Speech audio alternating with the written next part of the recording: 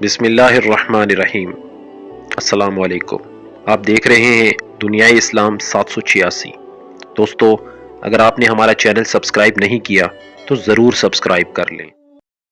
ناظرین گرامی، آج کل حرام ریلیشن اتنے بڑھ گئے ہیں، بس نفس کی تسکین کے لیے لڑکیاں لڑکے ایک دوسرے سے بات کرتے ہیں۔ بات یہاں تک بڑھ گئی ہے کہ اگر لڑکے ٹائم پاس کر رہے ہیں تو وہیں لڑکیاں اپنے نفس کی تسکین کی خاطر ٹائم پاس کرنے میں لگی ہوئی ہیں۔ وہ جانتی ہیں یہاں شادی کبھی نہیں ہو سکتی، لیکن نفس کی پیروی میں اپنا مقام ہی بھلا بیٹھی ہے۔ بنت حوا، خدارا ہوش کے ناخن لیں، کل آپ کی شادی ہونی ہے۔ ہر ایک مرد ہی پاکیزہ بیوی کی خواہش رکھتا ہے، جیسے آپ کی خواہش ہے کہ آپ کو کوئی پاکیزہ شوہر ملے، اسی طرح مرد کی بھی خواہش ہوتی ہے اسے پاکیزہ بیوی ملے۔ لہٰذا چھوڑ دیں یہ سب کچھ، ابھی بھی وقت ہے، اللہ کی طرف آ جائیں اس سے پہلے کہ دیر ہو جائے اور سوائے پچھتاوے کے کچھ ہاتھ نہ آئے۔ کچھ لوگ کہتے ہیں کہ ہم کون سا گندی باتیں کرتے ہیں، ہم تو بس چیٹنگ ہی کرتے ہیں، لیکن یہ جو صرف چیٹنگ بھی ہوتی ہے نا، بلا وجہ کی، یہ بھی حرام ہے، اور آہستہ آہستہ آپ گناہ کے راستے پر چل پڑتے ہیں۔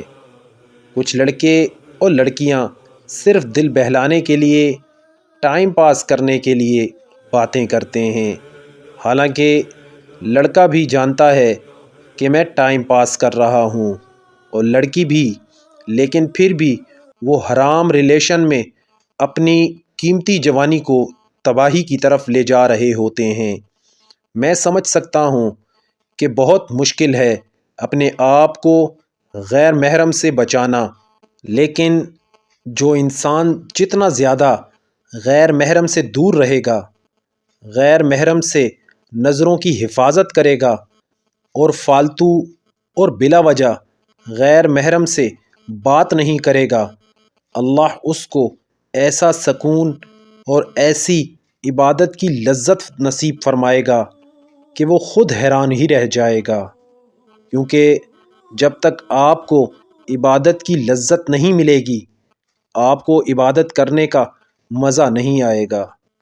جو لوگ نامحرم لڑکے اور لڑکیوں کے ساتھ تعلقات میں ہیں، وہ لوگ ہر وقت اداس، بے چین اور پریشان نظر آتے ہیں، اور ان کا عبادت میں بھی دل نہیں لگتا، اور جب ان کا بریک اپ ہوتا ہے پھر وہ شدید ڈپریشن میں چلے جاتے ہیں۔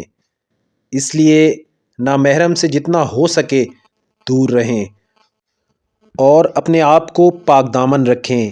میں پہلے بھی بہت سی پوسٹوں میں ایک بات کہتا ہوں کہ پاک دامنی بہت بڑی نعمت ہے اللہ کی، جو ہر کسی کو نصیب نہیں ہوتی۔